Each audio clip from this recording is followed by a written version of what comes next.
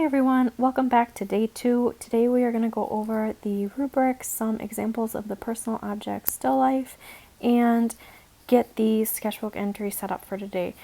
First things first, since you all are kind of in different places, I wanted just to really quick review the criteria for the personal object still life. First one would be composition, so that would be looking at the 3 or more objects that would be meaningful to you that you would arrange in that page. You should think about how it's laid out on paper and also be thinking about what's going to make an interesting composition. I'll point one out later on, but typically you want to show as much depth as possible instead of having objects be kind of flattened.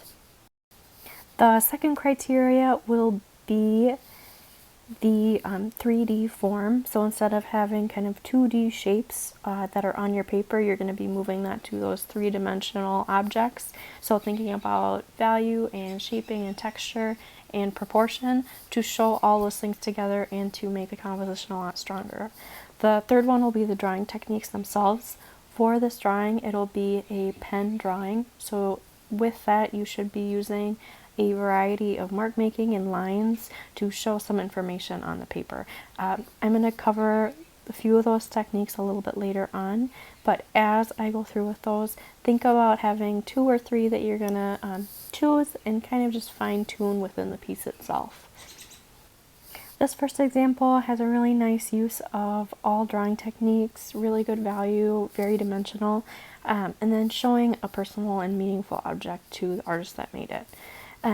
You'll notice that they are starting to show kind of shadows on the ground. And then with the second one, this is the one where I want to just kind of indicate with those 2 objects that are rather quite flat. What ends up happening is it makes it a lot harder to get that sense of space since you're working with these really kind of flattened objects. So I'd say try to avoid those if you can. And then this one's a nice one. Even though it doesn't extend off the edge of the paper, they're using a really nice kind of triangular compositional theme.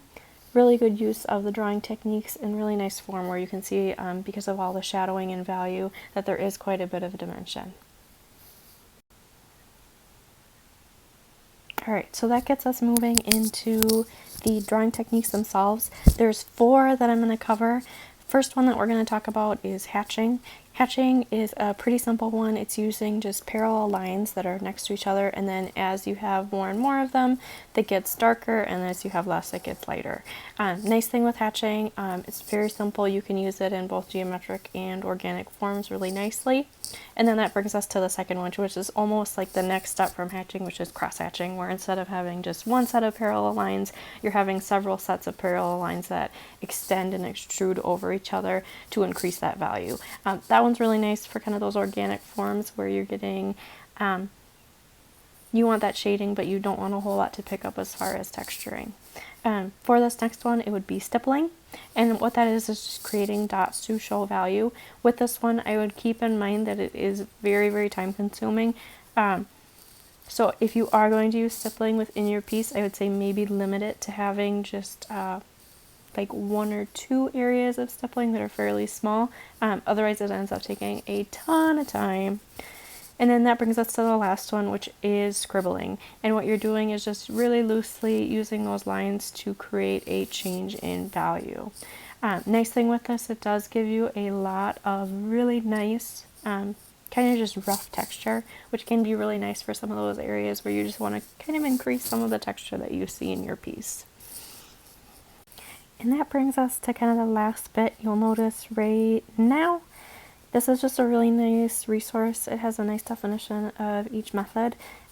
Just thought it might be nice for you as you continue with those personal object still lives to give you your assignment for today.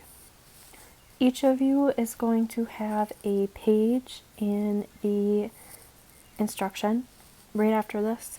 What I want you to do, find your page with your name on it. I'm going to have your sketchbook entry listed, and then you're going to have a more specific instruction since each of you are in a different place with this project.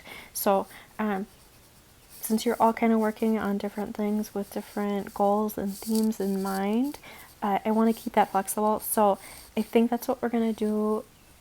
We'll probably have some lessons where we do all as a group and then some where we kind of break off. So I will try to let you know each time during instruction when that's happening. But otherwise, I'm going to let you go so that you can get that started and get into work time.